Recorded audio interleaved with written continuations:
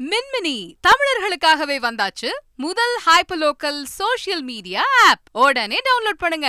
பாமக பொதுக்குழு கூட்டத்தில் அக்கட்சியின் தலைவர் அன்புமணி ராமதாஸ் பேசி வருகிறார். அந்த காட்சிகளை பார்க்கலாம். இடை போட்டா அதிலும் சந்தேகம் கிடையாது, அது பாட்டாளி மக்கள் கட்சி தான் முதலிடம் வரும். இல்ல ஒரு கட்சி அதிக அளவில் போராட்டங்கள் செய்தது என்று நிர்ணயம் செய்தால் அதுல சந்தேகம் யாருக்குமே வேண்டாம், பாட்டாளி கட்சி தான் முதலிடத்தில் வரும். இல்ல ஒரு கட்சியினுடைய தொலைநோக்கு பார்வை அதிகமாக இருக்கிறது, தொலைநோக்கு திட்டங்கள் அதிகமாக இருக்கிறது, நம்ம எல்லாமே அந்த அடிப்படையில பார்த்தால் சந்தேகமே கிடையாது, பாட்டாளி கட்சி தான். ஆனால் ஒரு கட்சியினுடைய வெற்றியை எப்படி நிர்ணயம் செய்து கொண்டிருக்கின்றார்கள்?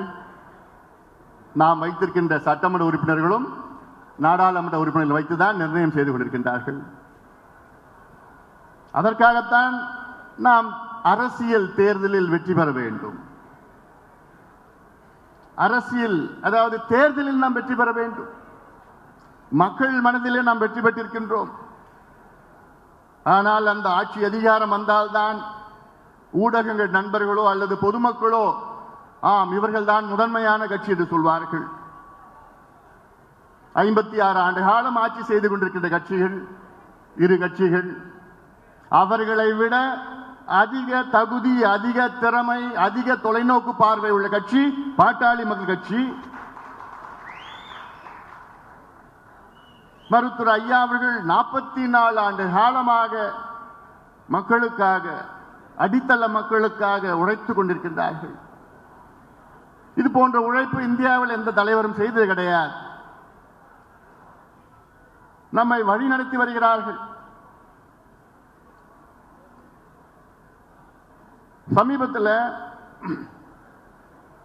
குடியரசு தினத்தை முன்னிட்டு மத்திய அரசு விருதுகளை அறிவித்தார்கள். அந்த அறிவிப்பு வந்த பிறகு எனக்கு மிகப்பெரிய ஒரு வருத்தம் இருக்கு.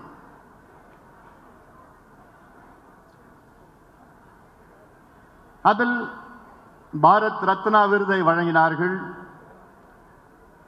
பத்ம விபூஷன், பத்மபூஷன் போன்ற விருதுகள் வழங்கினார்கள். அதிலும் பாரத் ரத்னா இந்தியாவுடைய முதன்மை விருது அதுதான். அதை சமூக போராளி கர்பூரி தாக்கூர், பீகாருடைய முன்னாள் முதலமைச்சர், சமூக போராளி அவர் கர்பூரி தாக்கூர் அவர்களுக்கு வழங்கினார்கள். மிக்க மகிழ்ச்சி. தகுதியானவர், நிச்சயமாக அவர் வழங்க வேண்டும். ஆனால் எனக்கு பெரிய வருத்தம்,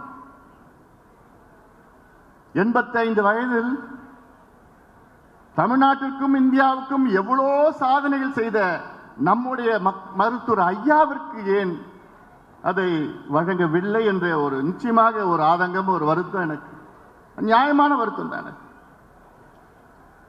கர்பூரி தாக்கூர் அவர்கள் பீகாருடைய முன்னாள் முதலமைச்சர், முடி திருத்துகின்ற சமுதாயத்தை சார்ந்தவர், பீகாரிலே இடஒதுக்கீடை கொண்டு வந்தவர். அதனால் அவர்களுக்கு கொடுத்திருக்கின்றார்கள், அதை பாராட்டுகின்றோம். முதலமைச்சராக இருந்து சாதனைகள் செய்வது பெரிய காரியமே கிடையாது. அந்த அதிகாரம் இருக்கிறது, கையெழுத்து போடுகின்ற அதிகாரம் இருக்கிறது. ஆனால் எனக்கு பதவி வேண்டாம், பொறுப்பு வேண்டாம், சட்டமன்றத்திலோ நாடாளுமன்றத்திலோ என் கால்கள் படாது என்று தமிழ்நாட்டிற்கும் இந்தியாவுக்கும் சாதனை செய்வதுதான், அதுதான் உயர்ந்த சாதனை. நம்முடைய ஐயா அவர்கள் அதை செய்து கொண்டிருக்கின்றார்கள். இந்தியாவிலே 6 இடஒதுக்கீடுகளை பெற்ற தலைவர், ஒரே தலைவர் மருத்துவர் ஐயா அவர்கள். தட்டி சொல்ற வேற யாராவது ஒரு இடஒதுக்கீடு இன்னைக்கு வாங்கி தந்திருக்காங்களா? 6 இடஒதுக்கீடுகள், தமிழ்நாட்டில் 4, இந்திய அளவிலே 2 இடஒதுக்கீடுகள். நான் சமீப காலத்திலே ஊடகத்திலே ஒரு சில பேட்டிகளில் நான் சொன்னேன், நாங்க எவ்வளோ செய்திருக்கின்றோம், எங்களுடைய ஐயா அவர்கள் எவ்வளோ சாதனைகள், மக்கள் சார்ந்த சாதனைகளை செய்திருக்கின்றார்கள். எங்கள் ஐயாவை போன்ற தொலைநோக்கு சிந்தனை, பார்வை யாருக்கும் கிடையாது. 40 ஆண்டுகளுக்கு முன்பே சமூக நீதியை பேசிய தலைவர், 43 ஆண்டுகளுக்கு முன்பு ஜாதிவாரி மக்கள் தொகை கணக்கெடுப்பு நடத்த வேண்டும் என்று நம்ம முதல் தீர்மானம் போட்ட தலைவர், 30 ஆண்டுகளுக்கு முன்பு தொலைநோக்கு பார்வையிலே காலநிலை மாற்றம், பருவநிலை மாற்றம் பற்றி பேசிய தலைவர். நாம் கூட்டணி என்று பேசிக் கொண்டிருக்கின்றோம். இது எப்பொழுது மாறும்? மாறணுமா வேண்டாமா? மாற வேண்டும். மக்களுடைய மனநிலை இப்படி இருக்கிறது. மக்களுடைய மனநிலை மாறி இருக்கிறது, மாறிக்கொண்டிருக்கிறது. அந்த மாற்றத்தை நாம் எல்லோரும் சேர்ந்து கொண்டு வருவோம். நீங்கள் கொண்டு வர வேண்டும். ஐயாவுடைய கனவு எவ்வளவு இருக்கிறது. தமிழ்நாடு எப்படி இருக்க வேண்டும், இந்தியா எப்படி இருக்க வேண்டும், அந்த ஆதங்கம் இருக்கிறது.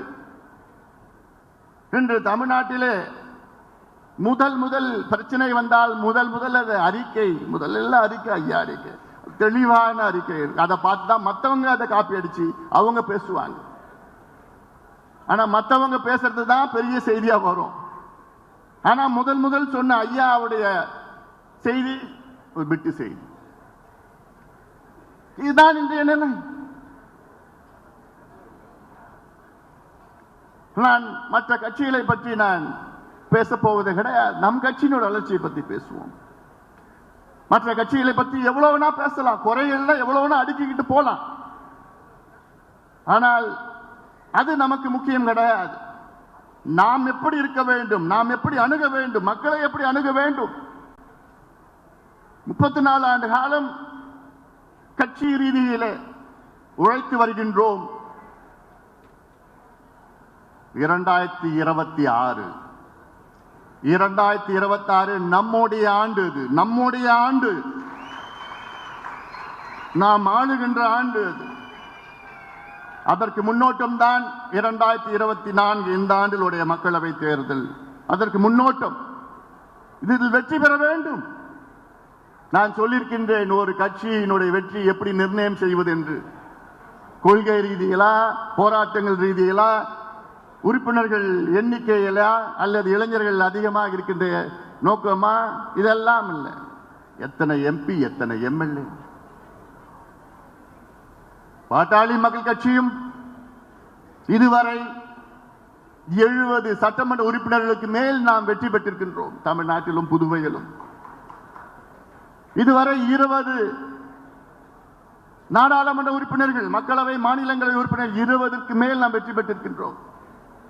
6 மத்திய அமைச்சர்களை நாம் பெற்றிருக்கின்றோம்.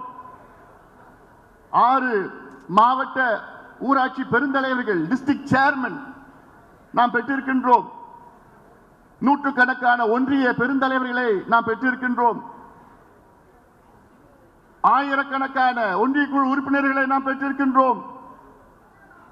10,000க்கு மேல் ஊராட்சி மன்ற தலைவர்களை நாம் பெற்றிருக்கின்றோம். ஆனால் இதையெல்லாம் நாம் சாதனையாக நாம் சொல்ல முடியாது. நாம் அந்த ஆட்சி அதிகாரத்துக்கு வர வேண்டும். கடந்த ஆண்டு டிசம்பர் மாதம் 28ஆம் தேதி நம்முடைய ஐயா அவர்கள் முதலமைச்சரை சந்திக்கின்றார்.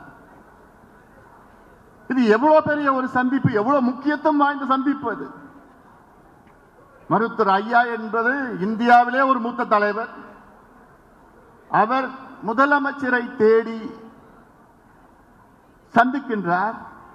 சந்திப்பின் நோக்கம் சமூக நீதி நிலைநாட்ட வேண்டும், சாதிவாரி மக்கள் தொகை கணக்கெடுப்பு நடத்துங்கள் என்று ஒரு கோரிக்கை. சென்னை எழும்பூரில் நடைபெற்று வரக்கூடிய பாமக பொதுக்குழு கூட்டத்தில் அக்கட்சியின் தலைவர் அன்புமணி ராமதாஸ் பேசிய இந்த காட்சிகளை பார்த்தோம்.